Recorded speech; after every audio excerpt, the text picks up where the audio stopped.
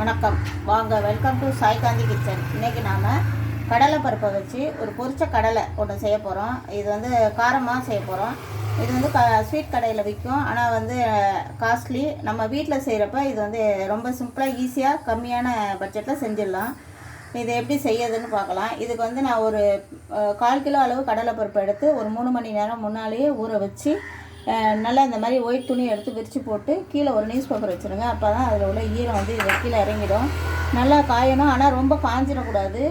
நம்ம கையில் அப்படி தொட்டால் ஒட்டக்கூடாது, அவ்வளோதான். நம்ம இடியாப்பத்துக்கெல்லாம் அரிசி கழுவி காய வைப்போம்ல, அதை மாதிரியான ஒரு பதம் தான். இதை வந்து இந்த மாதிரி ட்ரை ஆகாமல் முன்னாலே நம்ம பொரிச்சிடணும். இதுக்கு தேவையான பொருளை ஃபஸ்ட்டு பார்த்துடலாம். இதுக்கு வந்து 1 டீஸ்பூன் காஞ்ச மிளகாத்தூள் பவுடர், 1 டீஸ்பூன் உப்பு, இது ரெண்டையும் நான் மிக்ஸ் பண்ணி வச்சுருக்கேன், ரெடியாக வச்சுருக்கேன்.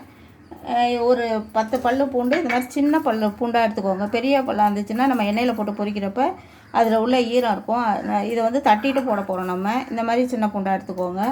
இதுக்கு தேவையான 2 கருவேப்பிலை கொத்து எடுத்துருக்கேன். இதை வந்து இதில் நம்ம பொரித்து இதில் ஆட் பண்ண போகிறோம்.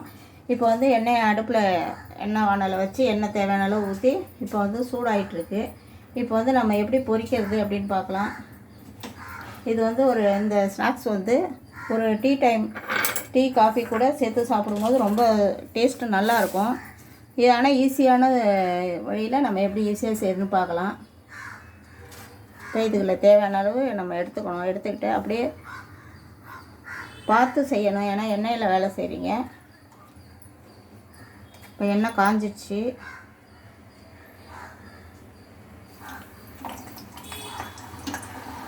இது அப்படியே நல்லா பொரியட்டும், ஒன்றும் பயப்பட வேண்டியதில்லை. இப்படி வச்சுக்கோங்க மேலே. இந்த சலசலப்பெலாம் அடங்கணும், உடனே தான் எடுக்கணும். அது வரைக்கும் வெயிட் பண்ணணும்.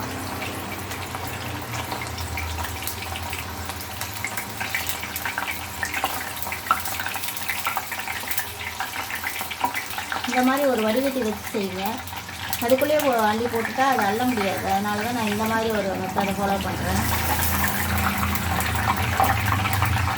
இந்த பசங்க நல்லா விரும்பி சாப்பிடுவாங்க. ஸ்கூல் விட்டு வந்தோடனே இந்த காரத்தை கம்மியாக போட்டு கொடுங்க. தேவைக்கு தகுந்த மாதிரி காரம் போட்டுக்குவாங்க. இதில் கருவேப்பிலையெல்லாம் பொரிச்சு போடுறதுனால கருவேப்பிலையும் வச்சு சாப்பிடுவாங்க.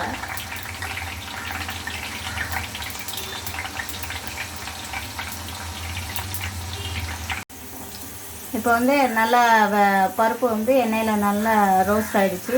இந்த சலசலப்புலாம் அடங்கிடுச்சு. இனிமேல் வந்து இதை வந்து எடுத்து இப்படி நம்ம ஃபில்ட்ரு பண்ணி நல்லா எண்ணெயை ஃபில்ட்ரு பண்ணிவிட்டு இந்த மாதிரி ஒரு பாத்திரத்தில் ஒரு டிஷ்யூ பேப்பர் வச்சு அதில் தான் நம்ம போடணும். அப்போ தான் எக்ஸ்ட்ரா உள்ள எண்ணெய் எல்லாம் அதில் வந்து இறங்கிடும். நம்ம வந்து எண்ணெய் இருக்காது, ஃபுல்லாக எண்ணெய் இறங்கிடும். அதில் இதே இப்படி கொட்டி ரெடியாக வச்சுக்கலாம். அடுத்த சுட்டு பொரிக்கணும்.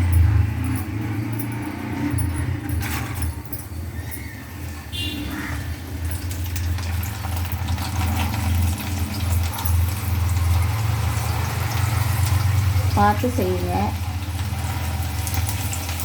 இந்த பாத்திரத்தில் கொட்டிட்டு அப்படியே எண்ணெயில் கொண்டு வச்சுருங்க. ஆனால் அதிலே போடும்போது வெடிக்கும்.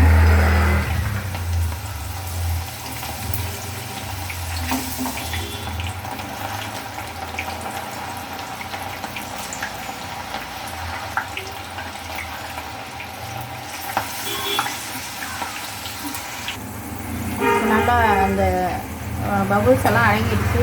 இப்போ வந்து நல்லா இதாகிடுச்சு, ஃப்ரை ஆகிட்டு. ரொம்ப டார்க்காக விட்டுற வேணாம். இந்த மாதிரி பதத்தில் தான் நம்ம எடுக்கணும், வடிகட்டணும்.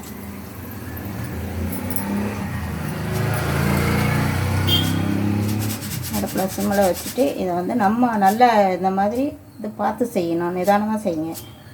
இந்த மாதிரி வடிகட்டிட்டு இந்த இதில் போட்டுட்டு இந்த டிஷ்யூ பேப்பரில் போட்டுடணும்.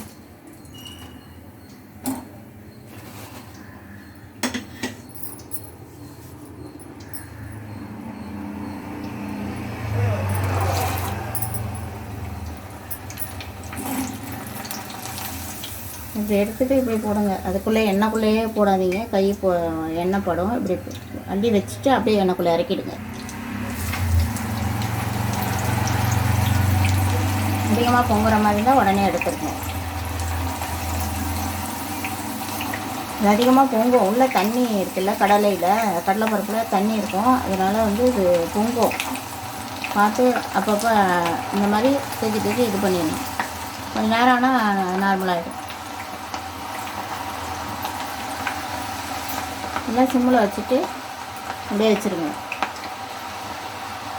ஃபுல் ஃப்ளேம் வைக்காமல் ஃபஸ்ட் இப்படி வைங்க.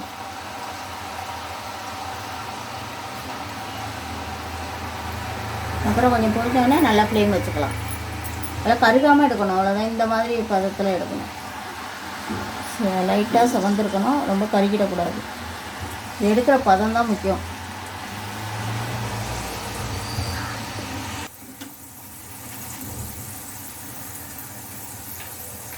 இப்போ நல்லா பொரிஞ்சிருச்சு.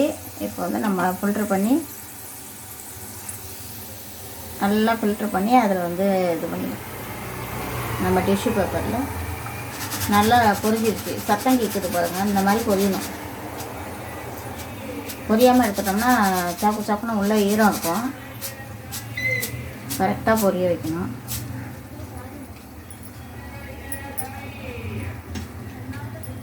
நம்ம ஏற்கனவே பொரித்து வச்சுருக்கோம், அதை டிஷ்யூ பேப்பர் மேலேயே கொட்டணும். அப்போ தான் வந்து அதில் உள்ள எண்ணெயெல்லாம் அதை இழுத்துரும். இப்போ வந்து நம்ம பூண்டு இப்போ எடுத்து வச்சுருக்கோம்ல, அந்த பூண்டை வந்து நம்ம தட்டிக்கலாம். சின்ன சின்ன பூண்டாக எடுத்து வச்சுக்கணும். பூண்டை வந்து இப்படி தோலோடு இடிக்கணும்.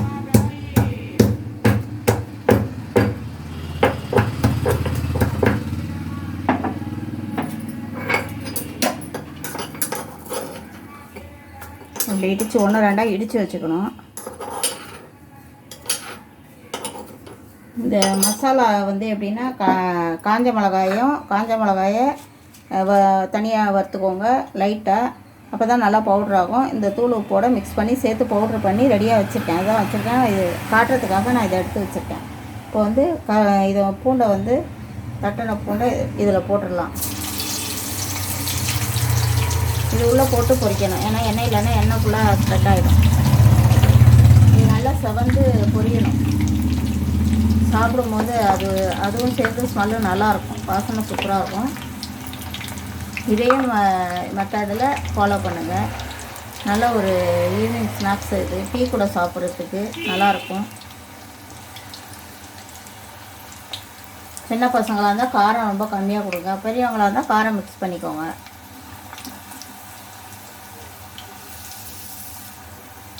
நல்லா பொரிஞ்சிருச்சு. ரொம்ப கருகக்கூடாது, லைட்டாக இதாக தான் இருக்கணும். ரொம்ப கருப்பாசா போயிடக்கூடாது, லைட்டாக பொரியணும், அவ்வளோதான். இதை வந்து இதோடு கொட்டிக்கலாம்.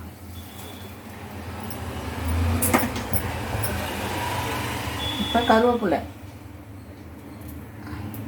இப்போ எடுத்து ஃப்ரெஷ்ஷான கருவேப்பிலை பறிச்சுட்டு வந்த கருவேப்பிலை இதை வந்து தண்ணியில் வச்சு சிம்மில் வச்சுக்கோங்க. கருவேப்பிலையை போடும்போது சிம்மில் வச்சுக்கோங்க. ஏன்னா இது படபடன்னு தெரிக்கும்.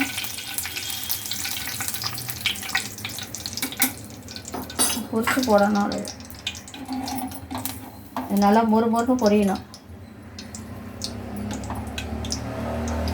பொரிஞ்சிடுச்சு. இதை நல்லா எண்ணெயை ஃபில்ட்ரு பண்ணிவிட்டு இதில் போடணும். இப்போ மசாலா போட்டு நம்ம மிக்ஸ் பண்ணலாம்.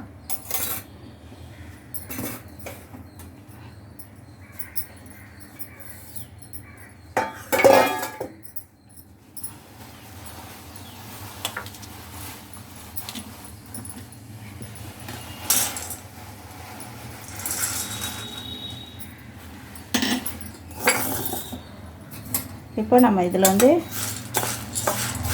1/4 கிலோவில் இன்னும் கொஞ்சம் மீதி இருக்குது, நிறைய வரும். 1/4 கிலோனா 1/4 கிலோ அளவில் அந்த பருப்பு வரும். பொரிச்ச கடலை பருப்பு வந்து இவ்வளோ தூரம் வரும். இதில் இந்த மாதிரி சூட்டோட நம்ம இறக்குன உடனேயே தேவையான அளவு காரம் உப்பு இதிலே இருக்குது. இந்த டேஸ்ட் ரொம்ப நல்லாயிருக்கும். இந்த மாதிரி செஞ்சு கொடுங்க, பசங்களுக்கு செஞ்சு கொடுங்க. நம்ம இன்னொரு பவுலில் ட்ரான்ஸ்ஃபர் பண்ணிக்கலாம். சுவையான பொரிச்ச கடலை இல்லை கடலை பருப்பு ஃப்ரை.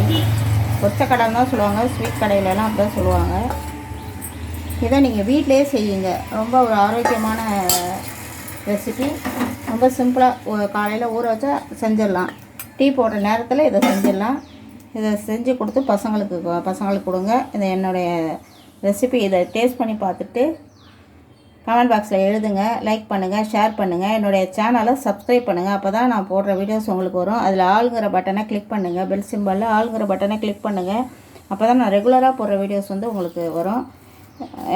இந்த வீடியோ பார்த்ததுக்கு ரொம்ப தேங்க்ஸ். இன்னொரு ஆரோக்கியமான ரெசிபியோடு நான் உங்களை சந்திக்கிறேன். பசங்களுக்கு கொடுக்குற மாதிரி இருந்ததுன்னா ஒரு சின்ன டிப்ஸு, பசங்களுக்கு கொடுக்குற மாதிரி இருந்துச்சுன்னா வெறும் சால்ட்டு மட்டும் போட்டு இந்த மாதிரி கருவேப்பிலை போடுங்க.